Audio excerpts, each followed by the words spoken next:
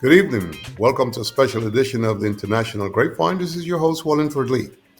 Tonight on International Grapevine, we want to talk about so many issues that affect the black family. As such, we want to talk about the prevailing issues facing the black family in society today. It is very complex. There have been over almost 300 years of slavery, and despite all of that, a lot of black families have been through war, Vietnam, World War II, and even today, they are still looked at third or fourth class citizen. So today on International Grapevine, we want to talk about a couple of issues, time allotted. Even today, we find about the affirmative action in the school system. We might not get into that today. It's not the moment for that. We want to take this opportunity to talk about, again, the black family. We've done about three or four programs about the black family, very well received. And we feel extremely pleased today to have our special guest.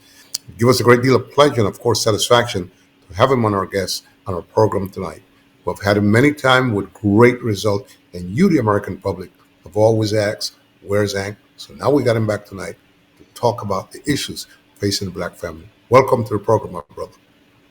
Thank you, Brother Lee. I really appreciate you having me on. One small change. I'm just in Africana Studies now. Small administrative change at the college. Not a bad thing, but I'm just in Africana Studies. Okay, okay. Good for the clarification. Well, one of the things that I wanted to talk to you about the pessimistic behavior of the African American family. Why do Black American families are so pessimistic about their position here in America? I think it's for a number of reasons.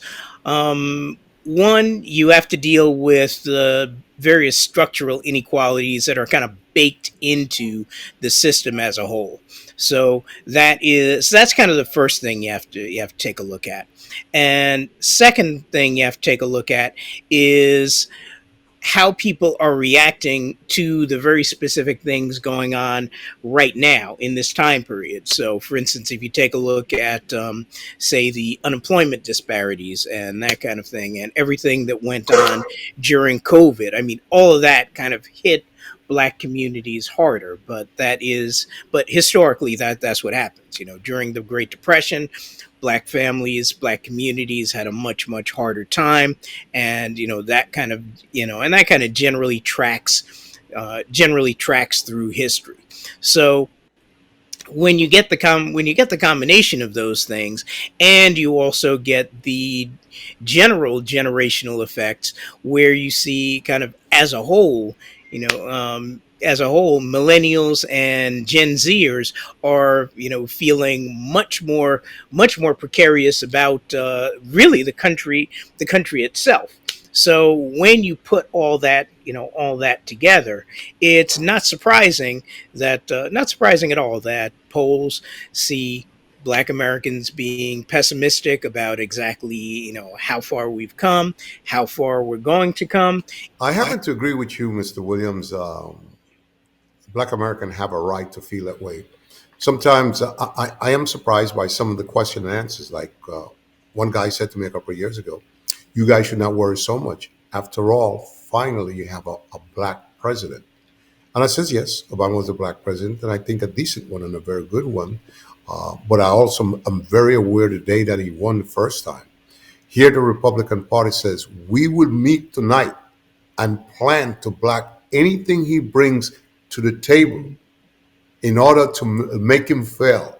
That gives you an aura of why the pessimistic behavior of the black family when you hear news like that. I mean, hours after Obama won, that was the response from the man from Kentucky, that little worm, saying that we'll block anything that he brings to the table to affect his presidency. So it's quite understandable the things that you just mentioned to me as to why the black family feel that way, and the Latino family, because they both are all affected by this. Is there a compass of progress somewhere down the road, a light at the end of the tunnel where there could be some type of democratic understanding and friendship to cover this war, or to cover this behavior problem among ourselves? Well, to start with, I think it's very important that we differentiate between between collective success and things that move Black folks and Latinos forward collectively. And well, with the Latino community, that begins to get very, very, very messy, because you have a lot of different demographic groups kind of lumped in under that. So I won't really touch that right now. But even in the Black community, you have similar dynamics. But it's very important not to try to map it onto individuals, because then it's very easy to say, oh well, we had a Black president for 2 terms. Or people like to look at, say, the success of fill in the blank, Oprah, Jay-Z, Beyonce, etc.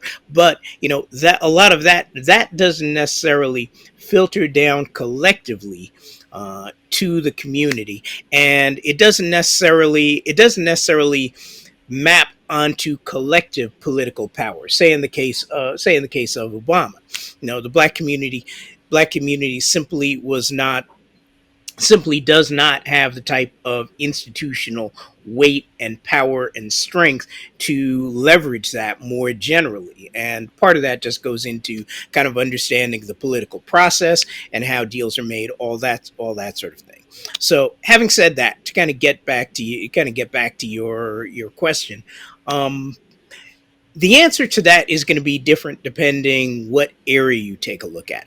And part of it is going to be having these much larger structural fights in terms of the United States, because part of it is dealing with where this country is in terms of the world situation, and how the demographics and everything are changing. So there are a lot of things that are kind of up for grabs from now on in terms of how we're going to negotiate living in this space with each other. And at this point, not too many, I'd say nobody really knows exactly what things are going to look like in the next 25 years, next 50 years. As a matter of fact, how I will say how this country deals with some of the very key issues that have kind of driven it apart from the beginning may very well determine where collectively, if collectively we go in the future. But part of that kind of depends on whether or not you think there's a collective we. And as we can see from the Supreme Court decision and a lot of the other, on affirmative action, a lot of the other decisions recently, and even just the stubborn refusal of a lot of political entities to deal with the very real reality of who's living in this country today, whether or not there actually is a collective we is kind of something that's going to be up for debate. But we do have tools we can use. It's important to know what those tools are and how those tools will work in our favor or as a team in terms of equality.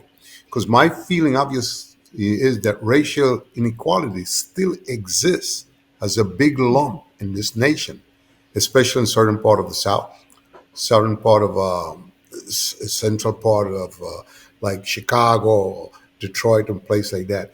It just seems like things in that will not go away. You read the papers, you see the things in that take place. People being shot in the back when you could say, he's running, let's shoot him in the leg. Or stop in the name of the law and shoot him in the leg. They shoot him in the back. Right. They shoot him in the head. So in these, I would call inequality, where do we stand in terms of these problems? Is there a possibility of engaging serious political or social conversation to let people understand we're not a second and third class citizen. We're a part of the citizen of this world and this nation. Mm-hmm. A lot of us been to Vietnam. A lot of us been to Second World War and stuff like that. How do we bridge these things? Is it humanly possible? Well, I'll give you the honest answer to the last question. Is in terms of is it possible? I don't know, and that's kind of why I left that up in the air in terms of my last response.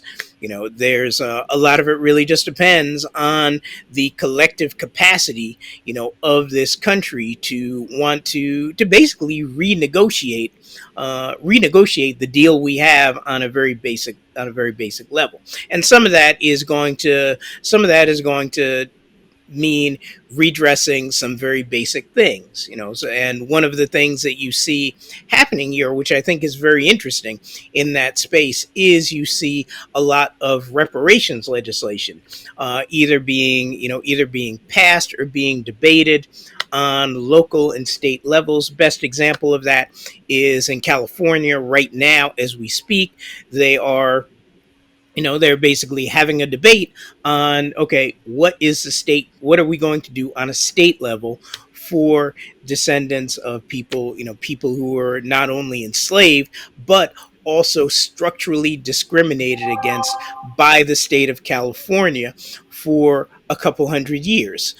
You have similar legislation pending in New York State, in New York State right now. It's awaiting the signature of the governor, so we don't know exactly what's going to happen with that. You see things passed on the municipal level in Evanston, Illinois, dealing very specifically with the legacy of housing discrimination. There they could actually very accurately chart, okay, what actually happened through the years, who was harmed, and they've tried to redress it. And you've also had similar initiatives in other places on the local level. So that's one avenue.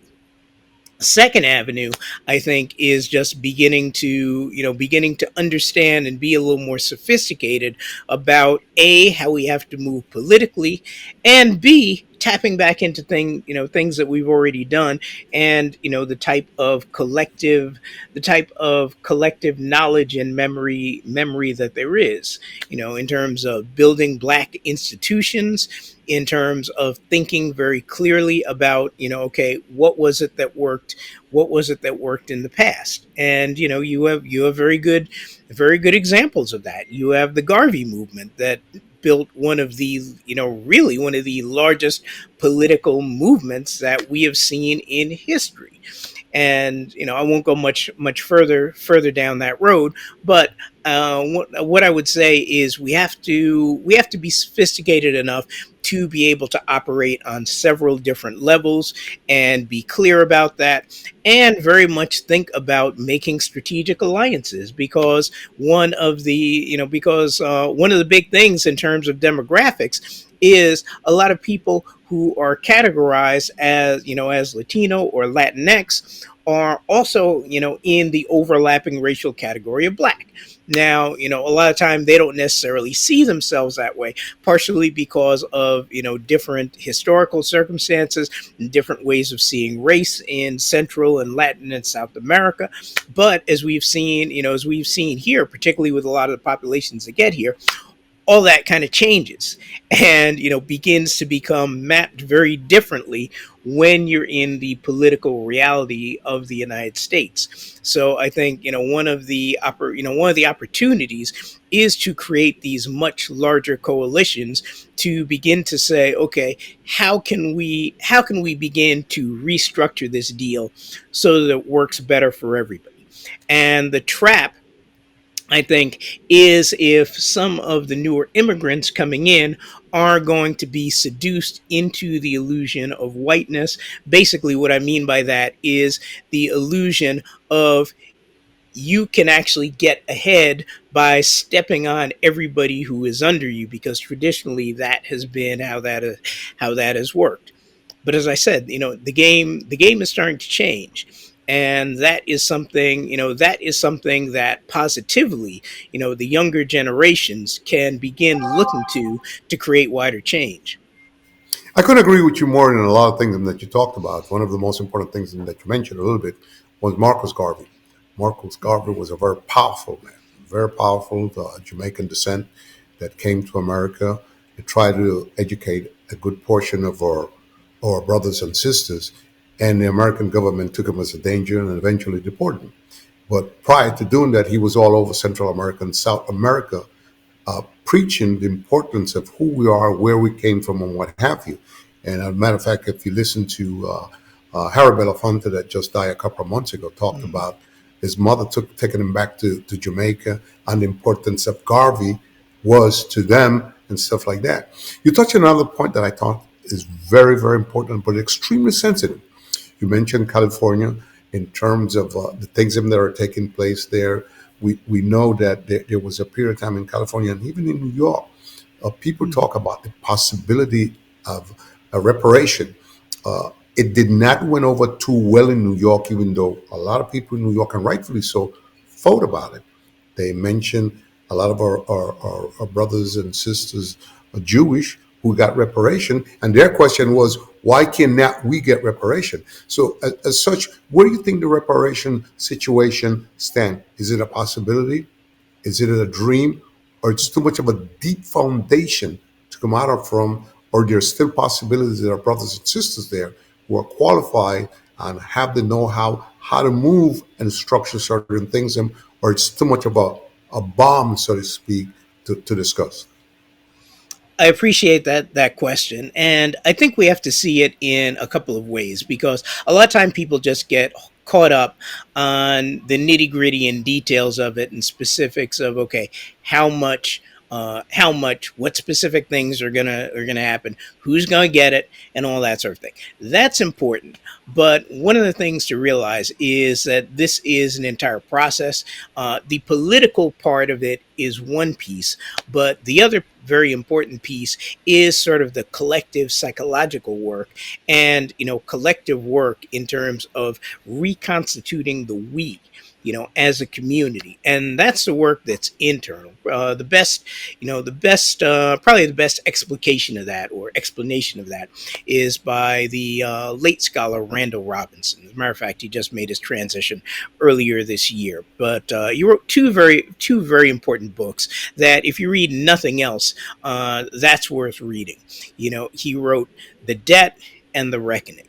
And the debt, and both of which are dealing with reparations. The debt is largely dealing with some of the logistical questions that we're talking about right now, and in real time, you see being worked out in California.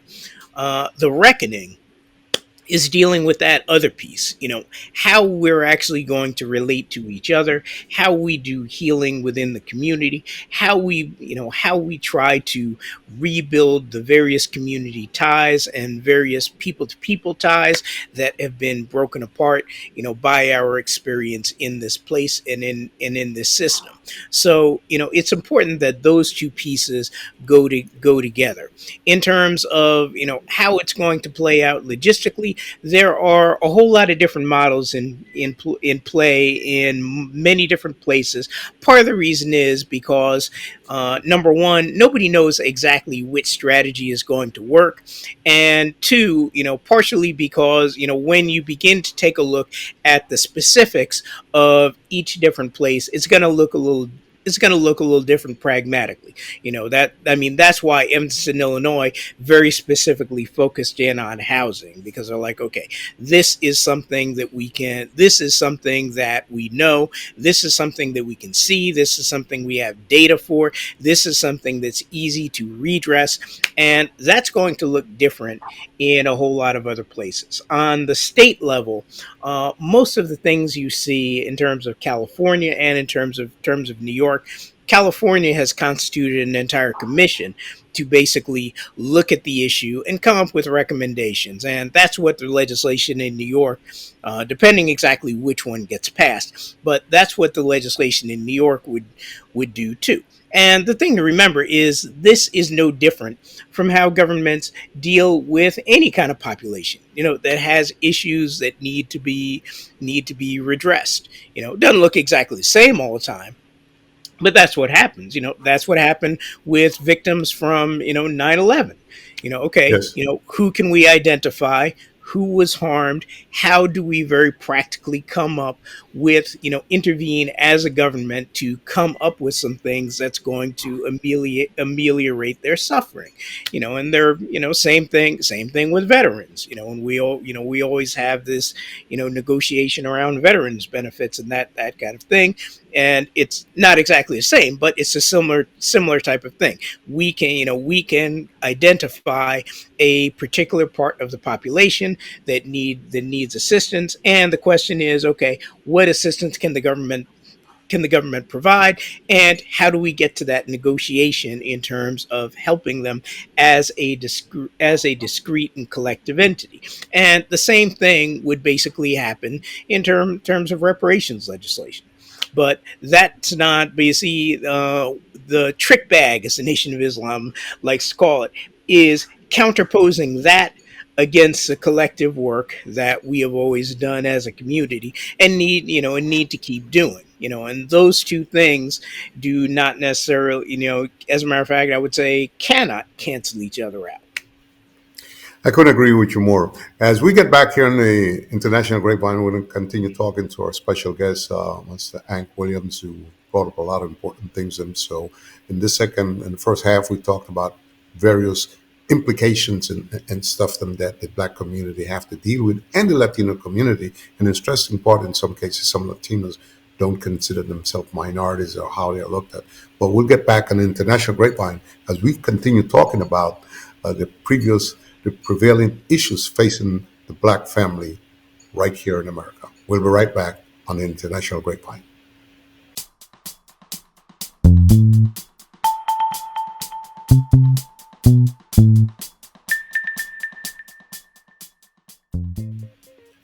Ignoring race today is irresponsible by all of us. Race continues to be a problem among us right here in this nation. We need to find solutions here in this nation to work as a team. America grappled with the struggle between an increasing liberal secular society that pushed for change and conservative position that rooted worldview in dividing structure. Faced for what is playing out in America, fights over abortion, gay rights, religion in public school, and the like of culture wars. Democracy, in my view, is an agreement that we will not kill each other over differences, but instead we talk through those differences. And part of what's troubling is that I'm beginning to see signs of justification for violence. The insurrection on January 6th, when a mob of extreme supporters invade the Capitol with bad intentions, that's not good for our nation. And we're back here on International Grapevine talking about issues facing the Black family and talking about the political situation that most people in the Black family have been through and other issues in terms of segregation, in terms of progress, in terms of how they're looked at, and in terms of what's our position today as a family in general, and what are the expectations, not only for the Black family, for the young Black kids or young Latino kids that are coming up today. Is there a bright future down the road for them? And again, these are sensitive things that a lot of people don't want to deal with, but we are not afraid. We like to talk about these things because we like to get the word out there to let a lot of young folks know that there are things to talk about and important things. One of the issues that I want to get into a little bit with Brother Williams is a thing that happened in the Black community by the name of the talk. What is the talk? The talk is a preparation of your children to talk to them what they're exposed at when they go to school, what they're exposed at when they walk out in the street, what are they exposed at in certain neighborhoods that they might have to visit, whether it be to pick up a friend, to go to the library or whatever. So that's why this is a very important program. And what better person to be as guests that have the knowledge, the comprehension, the experience, and the way with words to bring it to the community for their understanding. Let's talk a little bit, and we'll go back into what we were talking about. What is your thought process about the talk as a parent when you talk to kids? Well, pragmatically speaking, it's something that it's something that you absolutely have to arm kids with. Every and that's something that kind of should go in general for just about everybody. Obviously, there are specifics in terms of Black and Latino population. I think that's what you were. I think that's what you're alluding to in terms of and a lot of the way it's dealt with in media is very specifically dealing with the police and authority figures and things like that, because that is where particularly although not exclusively young men have issues with. But but that I think we could and should expand that much wider in terms of how you move through and how you deal with society. And very traditionally, the way that was done was through rites of passage programs, right? Because you don't automatically come into this world, knowing how to move through the world, and also knowing how to be a responsible member of the community. So collectively, how that was done was, very specifically training people how to do that. And then, they get to the next level, and level after that, et cetera, et cetera. And you still have some vestiges of that in the much wider community. But that's one thing that I think we can and should do to operationalize being able to properly socialize our children, which is kind of what the talk comes down to. But I think deal with it in a much more holistic way, and also expand it to not just, okay, what do you need to know about this society? What do you need to know to possibly keep yourself safe and out of trouble? But also, what are the expectations of you, as a member of a community, and beginning to come into age. So, what is it that you can expect of us? Because this is what the elders and people in the community have done to bring you this far. But what is it we expect of you in terms of how you're going to move through the world, how you're going to contribute to the wider community, what your role is in society? And that's one of the things that I think collectively, we can and should take up a good bit more. I couldn't agree with you more. But here comes a two-part question: how deep is the thought among youngsters for preparation? How deep is the thought for youngsters to know how to act with a police department in certain areas where they live, where they live? Number three, has the Floyd situation exposed the police department to a certain extent, or was it lack of training, or just outright brutality and racism? It's a three-part question that you can flow with. Well, I guess to answer them in reverse order, it's all the above. And there's nothing new about nothing new about the George Floyd type thing. Gil Scott Heron wrote a song a generation ago, ain't no new thing.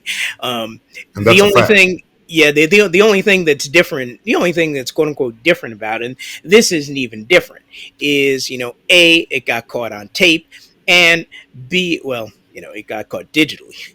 I'm showing my age here, but it got caught on video. But even that's new, right? Rodney King back in the '80s was caught on video, as well as have a whole bunch of other of these things. What I think was somewhat unique about the George Floyd thing was just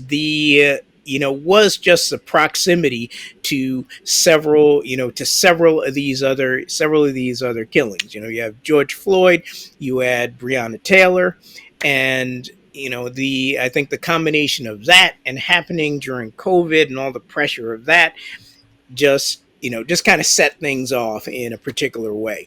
I often tell my students that it's somewhat of a fool's errand trying to pinpoint exactly, okay, what is it that started the civil rights movement? Was it that started the Black Power movement? Exactly what was it that kind of sparked the new Negro movement? It's often a confluence of things that you later on you can often look back and say, okay, it was these three or four things, and there was just one particular thing that was just kind of the spark plug, kind of the spark that set it off and made people say enough.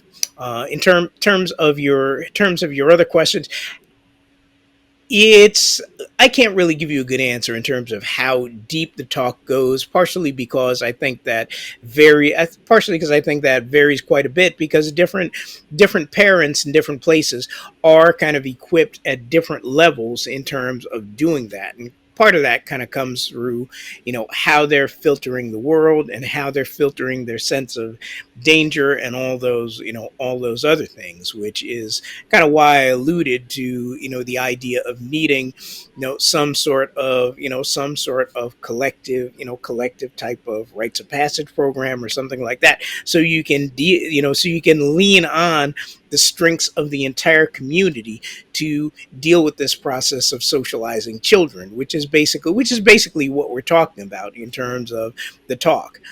We are talking about affirmatively taking control of how we prepare our children to go out into the world. So as part of that, I would actually say, the talk is important, but the talk is also, I would probably say the talk is probably also not quite enough. As we move forward, we have probably about 5 minutes, but very important.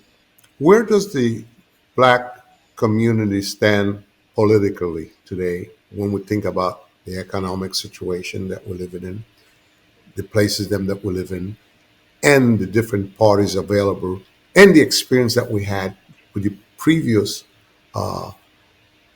president and with the new one? Where do we stand political as a black family or black people in general political?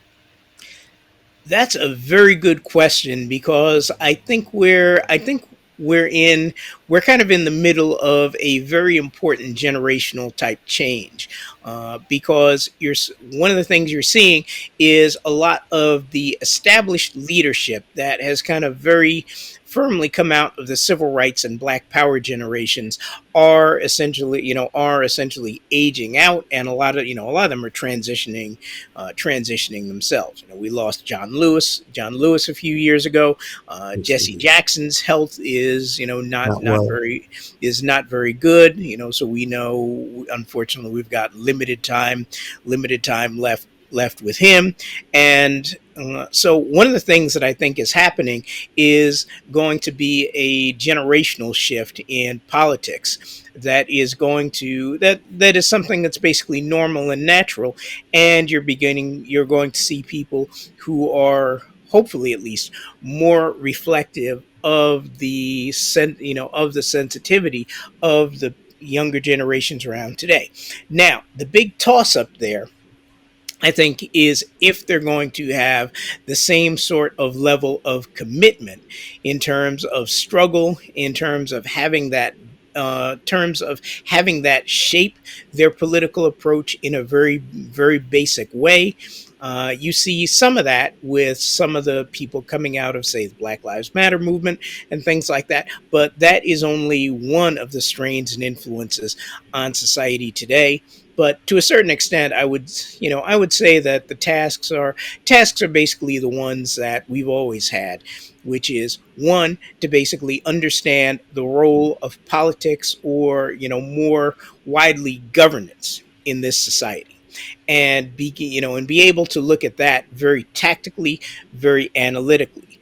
Two, very much thinking about how we move through those spaces, and having a coherent plan in terms of structurally dealing with power, which was part of the critique of, actually, that was the main critique of the late Dr. John Henrik Clark, who would always say that one of the problems of the black community is we have sort of lost our ability to deal with these larger questions of power and governance and being able to run a nation. And I think those things are probably the biggest challenges we face in terms of the political situation.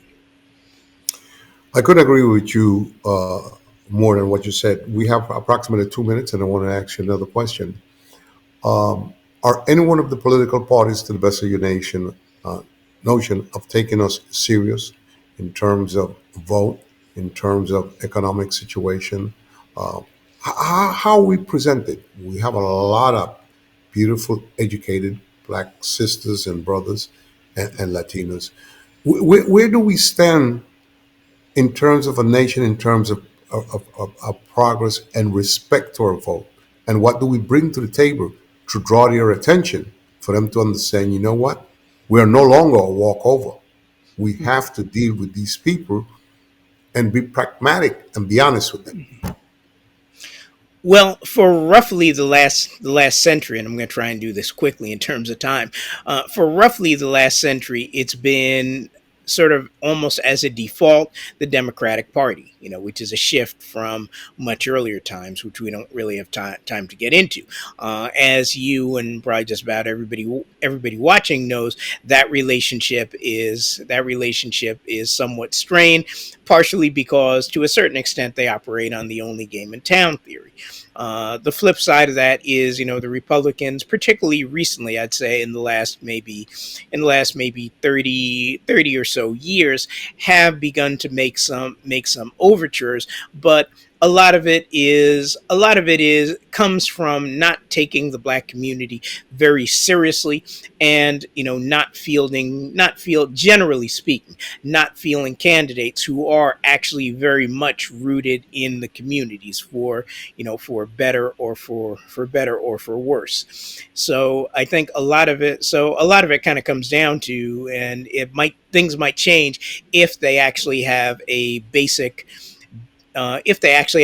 change in terms of their tactics. But part of it kind of comes into a very basic contradiction in terms of what the Republican base is now, what it evolved into under Trump, and that kind of runs smack into the collective things that black folk in this country have seen as important.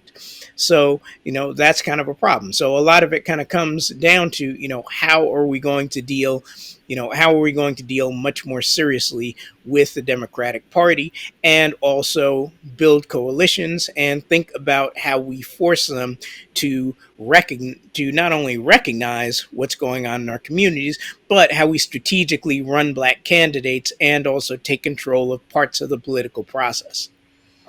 I love your answer. It's factual and it's the real true nitty gritty. I want to take this opportunity on behalf of the family of Grapevine to tell you thank you so much for being our special guest. We've run out of time, but I guarantee I'm going to try to hold you back to continue this as a part two because you touch on a very important things in that I don't want to leave hanging. And I don't have words to thank you for being my special guest and for calling it the way you see how it is. Thank you, I my brother. appreciate it, and I'll come back anytime you want. Good. We're going to hold you to that because our public love you. And again, thanks for being my guest tonight. Appreciate it. And again, this is Wallin Lee saying good night for the International Grapevine and hope that you saw this program and it's still you like it. We expect to see you next week at the same time at the same place. Good night.